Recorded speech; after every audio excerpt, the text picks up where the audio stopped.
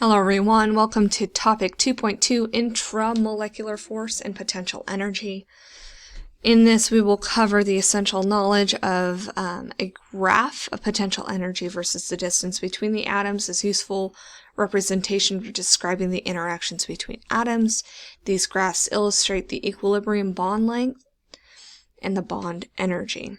In a covalent bond, the bond length is influenced by both the size of the atom's core and the bond order, so single, double, triple, how many bonds there are between the two.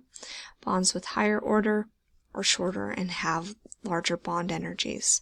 Then Coulomb's law can be used to understand the strength of interaction between cations and anions.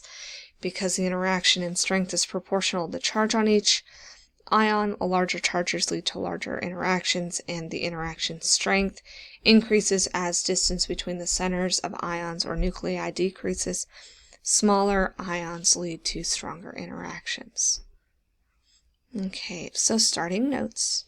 So covalent bonds are bonds between two nonmetals where they share valence electrons. These can be polar or nonpolar, meaning that electrons are shared equally, unequally, or equally, respectively. Covalent bonds can be single, double, or triple bonds, or an average of those if there's resonance structures, which we'll get to later. Covalent bonds occur at the lowest energy state. This happens when the attraction between the nuclei is greatest for the shared electrons.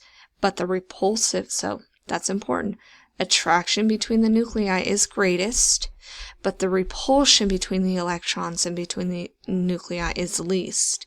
So it's where the balance is best. So we have the strongest attraction between our one atom's nucleus and the other atom's electrons, and vice versa. So that is the greatest, that attractive force. But also we know that electrons repel, and nuclei, because of the protons, will repel. So this spot here is where those are the smallest, like that perfect distance, maybe between relatives who should love each other, right? Because you're all at a family gathering, but they're better separated. And what's that best distance in having them separated? The ones that would repel, protons to protons or electrons to electrons, but also still have interaction forming that bond because of a good attractive force. So if the atoms are too close together, the nuclei would repel each other, and if they are too far apart, the attraction is not enough to hold them together. This is shown on these graphs, right? And this is actually a very good visual here. Like, these are too close, they're going to push away. But if they're too far away, they won't attract each other, and there is no bond. But there exists a spot, and there's a corresponding bond length for each type of bond. Now they're all different, but each type, a bond between all the different atoms has a specific bond length. There exists a spot where that bond exists, where the attractive force between one nucleus and another's electrons is maximized, but all the repulsive forces are minimized. The bond energy is the energy required when breaking a bond, or the energy released when a bond is formed. So please note that energy is not stored in bonds. Okay, for these, the magnitude is the same. So if we break a bond, we have to put energy into it. So that, I think, tends to be a positive. But if we're releasing energy, that tends to be negative because the energy is leaving a system. They are equal in magnitude, but the sign changes. Larger atomic radii tend to increase the bond length. So if we have a larger atom, we have larger bond length. This decreases bond energy. Okay, if we increase the bond order, increases the energy because there's more electrons, and so you have to put in more energy to break the bond. Okay, and then there's also a greater Coulombic attraction, and the bond length decreases.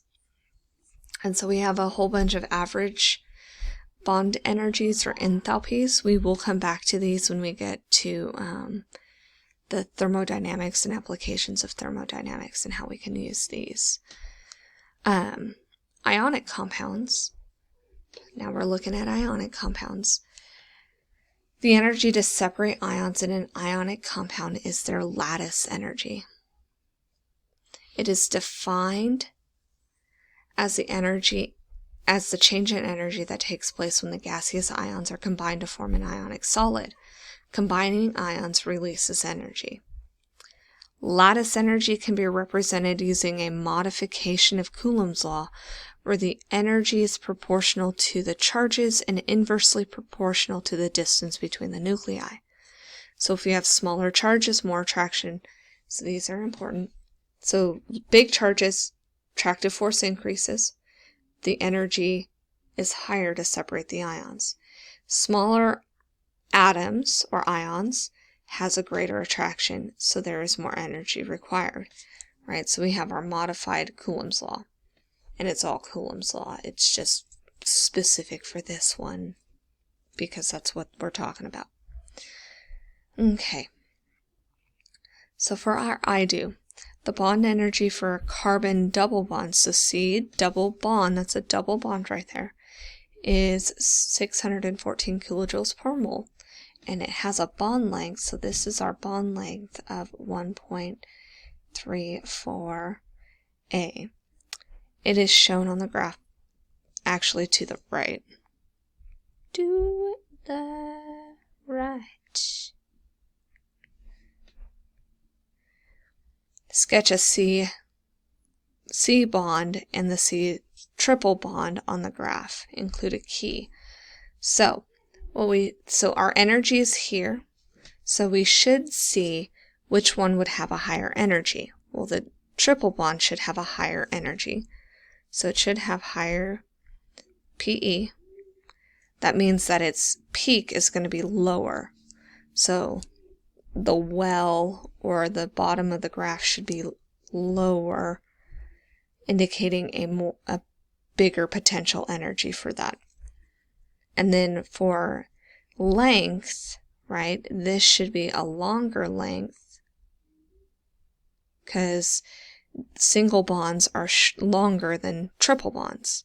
So we should see the C bond C on this side and the C triple bond on this side. And we said that this one should be lower, so we'll put it here and we sketch it out.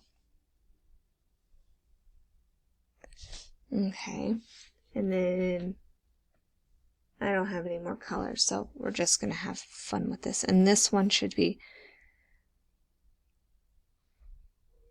not quite as low, but still follow the pattern. Okay, and we have it labeled, so that's sufficient for our key.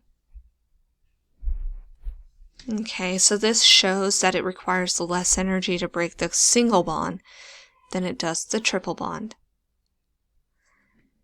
That the triple... Oops, I had these backwards. Sorry, guys. Whoop.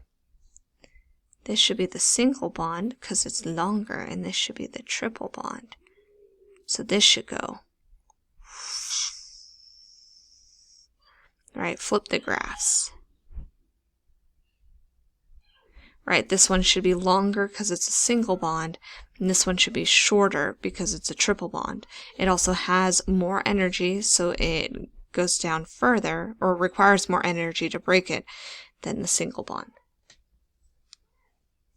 Looking at the we-do, similar idea. One way to identify an unknown substance is to measure the bond energy,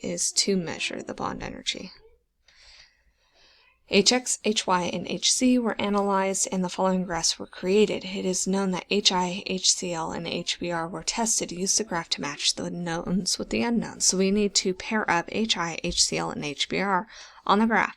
So consider what is different and what is the same about them. These are all single bonds. So the big thing that's going to be different is the size of the second atom, and so our bond length. Take a second and pause this video and try to match the knowns with our unknowns on the graph.